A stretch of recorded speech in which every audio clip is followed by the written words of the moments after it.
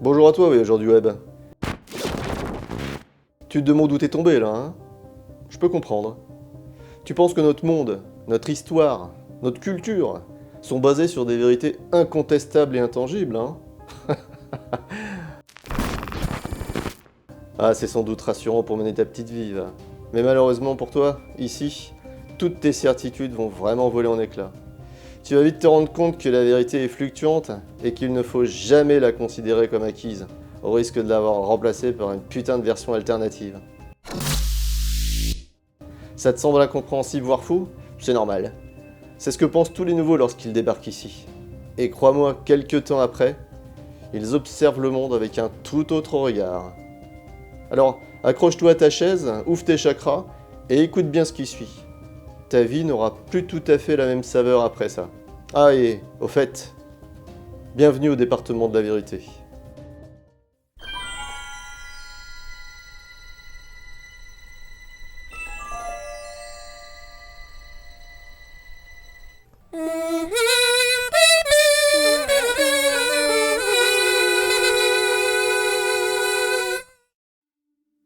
Le 28 janvier dernier est sorti en France le premier tome de The Department of Truth, édité par Urban dans la collection Urban Indies, après une arrivée remarquée l'année dernière aux États-Unis.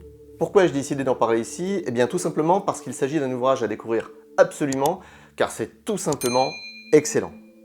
Au scénario, on retrouve James Tynion Ford, scénariste américain de bande dessinée né à New York à la fin des années 80. Il est principalement connu pour son travail sur la franchise Batman chez DC Comics, mais ça, c'est bientôt terminé puisqu'il a annoncé son départ dès l'année dernière afin de se consacrer pleinement à l'écriture d'œuvres indépendantes, notamment pour une plateforme de comics en ligne. Cela dit, il n'avait pas travaillé que sur Batman et le Joker, puisqu'il avait déjà eu l'occasion d'écrire les récits de The Something is Killing the Children, que je vous conseille vraiment, et Wind, davantage destiné aux enfants et aux adolescents. Et puis l'année dernière, il a pu ajouter à son CV la fabuleuse récompense obtenue aux Eisner Awards 2021 en tant que scénariste de l'année. Quant au dessin, on le doit à Martin Simons, dessinateur anglais également né dans les années 80 et qui a surtout travaillé pour Marvel, notamment pour les séries Immortal Hulk et Jessica Jones. Mais il a aussi travaillé pour des labels indépendants comme Black Crown, pour la série Punk's Not Dead, et franchement c'est plutôt sympa à lire, surtout si vous aimez les Sex Pistols. Alors de quoi parle cette histoire créée par ce duo? Eh bien, on suit ici l'agent spécial Cole Turner, qui enseigne notamment l'activisme sur internet des suprémacistes blancs à Quantico, l'académie qui forme les agents du FBI. Pour son travail, il va se retrouver dans une conférence de platistes, ceux qui pensent que la Terre est plate, et il va faire la rencontre de manias du pétrole, soutien de politiciens conservateurs, qui vont d'abord le faire rentrer dans une pièce remplie de complotistes en train de regarder une vidéo du premier pas de l'homme sur la Lune, tournée en studio par Stanley Kubrick, avant de l'emmener en jet privé et lui faire découvrir au terme d'un long voyage que la Terre est vraiment plate. Cette petite escapade, qui nous met tout de suite dans le bain, est brutalement interrompue par une agent du FBI chargée de le ramener à son agence pour y être débriefé et surtout recruté. Dès le départ, on comprend bien que l'intrigue va tourner autour des théories du complot, qui naissent régulièrement ici ou là, prennent de l'ampleur et font de plus en plus d'adeptes. Et autant dire que la période Trump a mis un sacré coup de boost à tous les conspirationnistes américains, notamment avec le mouvement QAnon. Alors la tendance existe depuis longtemps, et sur des sujets très divers. Parmi les plus connus, il y a celle relative au premier pas de l'homme sur la Lune, tourné en studio, à l'assassinat de Kennedy, fomenté au plus haut de l'État avec l'aide de la mafia, à la théorie de la Terre plate, aux satanistes dévoreurs d'enfants dans les années 80, il y en a énormément. Le hic, en tout cas c'est ce que nous raconte ce livre, c'est qu'à force de se répandre, ces théories en viennent à remplacer l'histoire établie et à devenir de nouvelles vérités. Autrement dit, plus les gens croient en quelque chose, plus cette chose gagne en vraisemblance et plus la balance de la réalité penche en sa faveur, jusqu'à ce que cette chose prenne forme. Et c'est là qu'entre en scène le département de la vérité, chargé de lutter contre cette expansion et qui a décidé de recruter Cole Turner. Pourquoi lui, me demanderez-vous?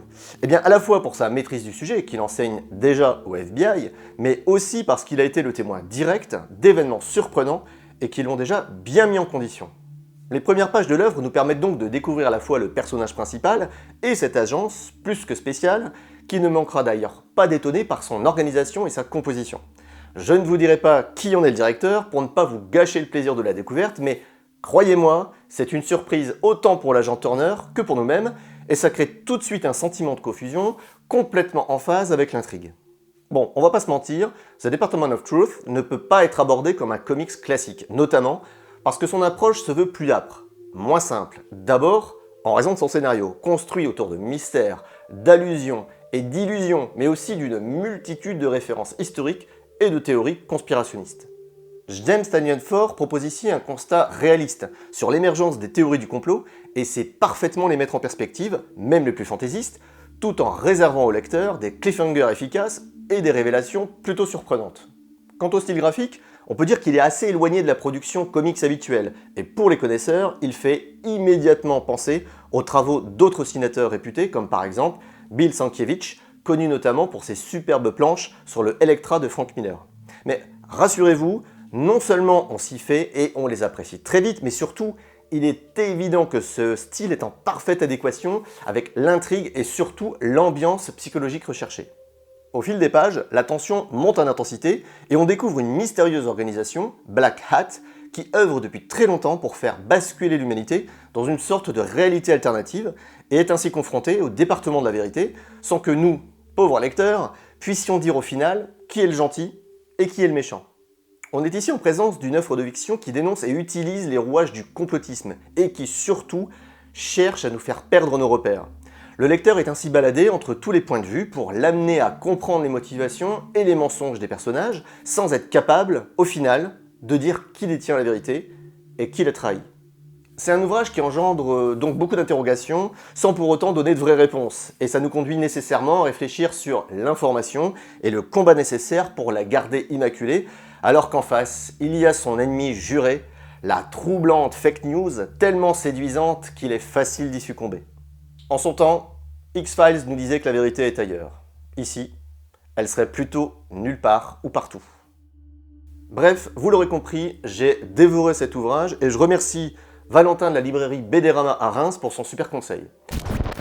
Je ne peux que vous encourager à vous perdre corps et âme dans cet univers sombre, mystérieux et déroutant en attendant le tome 2 ou pourquoi pas la prochaine adaptation en série télé, d'ores et déjà validée, avec en principe la participation à l'écriture de James Tynion Ford.